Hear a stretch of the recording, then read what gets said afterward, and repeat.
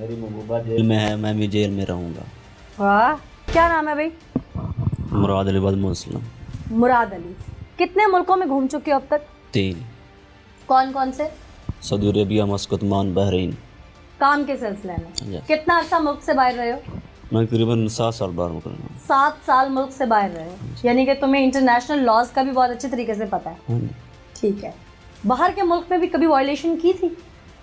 नहीं, कमाई की है। मैं 3 फेस का कारीगर हूँ, इलेक्ट्रिशियन का मैं। बाहर कभी गुस्से में किसी को मारा था? नहीं। तो क्या हमारा मुल्क जंगल है कि बाहर जाके ये लोग सुधर जाते हैं लेकिन अपने मुल्क में आके वायलेंस करते हैं? किसी को थप्पड़ भी मारा था बाहर कभी? नहीं, मेरी किसी से लड़ाई, मेरी ज़िंदगी में किसी में लड़ाई नहीं की ज़िंदगी से। तो ये अभी जो कारनामा और चांद चढ़ाया है, ये इसकी वजह जरा जान सकती हूँ? वजह बस कितनी उम्र है तुम्हारी? 24 साल। 24 साल। अब वजह सुनाओ मुझे। वजह बस एक ही है, ये बेबा में उससे मोहब्बत करता था और बेपनाह मोहब्बत करता था। किससे? मैंने उसको बनाने बुलाया। किसको? उसका कोई नाम भी होगा। उसका नाम है गुलनाज बीबी। गुलनाज बीबी। मैंने उसको बुलाने की इतनी कोशिश की, मैं बाहर आउट ऑफ कंट्री चला गया। क्यों, तुम्हारा कब से इसके साथ मुआशका था? मैं काफ़ी कम से 12 साल हो गए इस तरीके को। छोटा सा था मैं जब अभी तुम 24 साल के हो, यानी कि तुम 12-13 साल की उम्र में इश्क में पड़ गए। हाँ बिल्कुल। अच्छा, और वो तुमसे उम्र में कितनी बड़ी है? मेरी उम्र से वो तकरीबन 1-1.5 साल बड़ी है, ज़्यादा बड़ी 1-1.5 साल बड़ी है, यानी कि वो भी 12-13 साल की थी। अच्छा, बचपन की मोहब्बत थी। हाँ जी, हाँ जी। फिर मैंने चला गया, मेरे वाला हालात ख़राब थे कोई ऐसे। वाला सम कांस्टेबल थे पंजाब पुलिस में, फौत हो गए। हालात ऐसे थे, हम गरीब हो गए थे। उनके घर रिश्ता नहीं भेजा? भेजा था। उसकी शादी से पहले? हाँ भेजा था। फिर भेजा था। उसने क्या, गरीब हो गए हैं, आपके वाला साहब फौत हो गए हैं। अपनी ज़मीन जो है, मैंने एक जो है ना 4 कनाली ज़मीन उसको बेच दी थी। अब फिर मैंने वापस की, बाहर मुझे पैसे लेके मैंने वापस की है। उन्होंने कहा हम रिश्ता नहीं देंगे। जिस टाइम उसकी शादी थी ना, उस टाइम मुझे नहीं, किसी आदमी ने, मेरे घर वाले ने मुझे नहीं बताया उसकी शादी हो रही। आउट ऑफ कंट्री तो मुझसे राब्ते में थे? राब्ते में था। उसने भी नहीं बताया मेरी शादी है? हाँ, नहीं बताया था। इसका मतलब वो तुमसे मोहब्बत नहीं करती थी? नहीं, उसका जो मोबाइल है उसने छीन लिया था उन्होंने। जो अग्रीमेंट थी अच्छा, छीन लिया था। फिर? और मैं जिस समय रब्ता ख़त्म हुआ उसी टाइम ही मैंने जो है मेरा कफ़ील है, उसको बोला मैंने, मैं जाना है मैंने वापसी। और मैंने छुट्टी ली, वापसी आ गया। अब वापसी में पहुंचा हूँ, अभी 6 महीने बाद वापसी आता, शादी के बाद में। तो उसकी शादी हो चुकी थी? शादी हो चुकी थी। फिर मैं वापस किया, फिर मैं सन 2020 में वापस आया। नहीं, तुम उसकी शादी के 6 माह बाद वापस आए? तुम उससे मिले? उसने उसको मैं 2-3 बातें मैं कही थी भी, आपने चली गई मेरे साथ। मैंने अपनी जो ज़िंदगी में हासिल करने के लिए बाहर चला गया और ये आपने गलत किया है। फिर उसने कहा भी मैं पूरी ज़िंदगी आपकी रहूँगी, पर मैं आपका इंतज़ार करूँगी। मेरी छुट्टी, शादी तो हो चुकी थी, आपके बाद तुम्हारी रहेगी वो? 2 साल अपने मैके बैठी रही है। अच्छा। और इन्होंने मुझे भेजा था उसको लेकर आओ। वो कहती थी इसके साथ मुताल्लक नहीं रखना। वैसे मैंने अपने नानी और नाने को, सभी को बताया, मामू को भी बताया था कि आप उसको छोड़ दो, तलाक दे दो, हमारी जो अंडरस्टैंडिंग ख़राब हो जाएगी। उन्होंने कोई चीज़ मेरी, कोई ऐसी बात मेरी आज तक मानी नहीं, किसी ने नहीं मानी। नहीं, आपने अपने पूरे खानदान को बताया था कि मैं इससे मोहब्बत करता हूँ? सभी, शादी से पहले तो पता था उनको, पता। शादी के बाद ही उनको पता था ये उससे मोहब्बत करता है कि तुम उसकी खातिर पाकिस्तान से वापस आए? वापस आए। तुम्हारे उस मामू को पता था? हाँ, पता था। सगा मामू है तुम्हारा? सगा मामू। तुम्हारी वालदा को इल्म था? मेरी वालदा को इल्म था। तुम्हारी वालदा ने अपने भाई का साथ क्यों दिया, अपने बेटे का क्यों नहीं दिया? उसने कहा भी हम अभी कुछ नहीं कर सकते बेटा, ठीक है। उन्होंने, मेरी वालदा ने भी कहा था भी इसको छोड़ दो, तलाक दे दो। वो तलाक देने को राजी नहीं था। फिर तो खुला ले सकती थी अदालत जाके? खुला, उसके जो घर वाले हैं वो इस चीज़ को नहीं मानते थे। घर वाले नहीं मानते? शरीयत तो मानती है ना, और कानून तो मानता है ना। ये कदम उठाना आसान था या अदालत से रुजू करना आसान था? बहुत मुश्किल था। ये कदम उठाना बहुत मुश्किल था। तुम्हारे साथ नाजायज ताल्लुक में थी अपनी शादी के बाद वो? हाँ, थी। अपने शौहर के साथ भी थी और तुम्हारे साथ भी? बिल्कुल थी सर। फिर तुमने प्लान कैसे बनाया? दर हकीकत वो मेरे बगैर नहीं रह सकती, मैं उसके बगैर नहीं रह सकता। उसने बताया ये काम कर दो।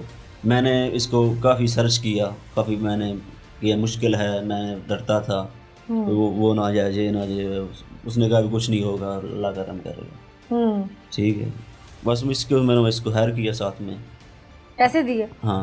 कितने? इसको मैंने 35,000 किया। ओए, याद आया कुछ? हाँ जी। तुम्हें मैंने पहले पूछा था कि तुम्हें क्या लालच था? मैडम ज़हन में से बात निकल गई। अभी याद आ गई? हाँ जी। तुम्हारा ज़हन है कि क्या है?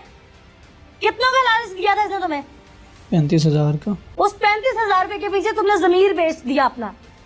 अब हमारे नाज़रीन को समझ आई बात कि उस दिन उसका नशा क्यों नहीं उतर रहा था। वो नशा बेसिकली इसको किसी चीज का नहीं, पैसों का था। अच्छा, फिर गांव से उनको आधा किलोमीटर होल है। अच्छा, उसके ऊपर ये क्रॉस करता है, उसको ये वो अगर मैंने लकड़ी गिराई होती, ठीक है, पीछे से इसने और मैंने और इसने वार कर दिया। किस चीज से वार किया? कुल्हाड़ी से और छुरी से। रात का वक्त था, 4:50 का टाइम था। असर का या सुबह फजर का? फजर का। अभी भी उससे शादी करोगे बाहर निकल के?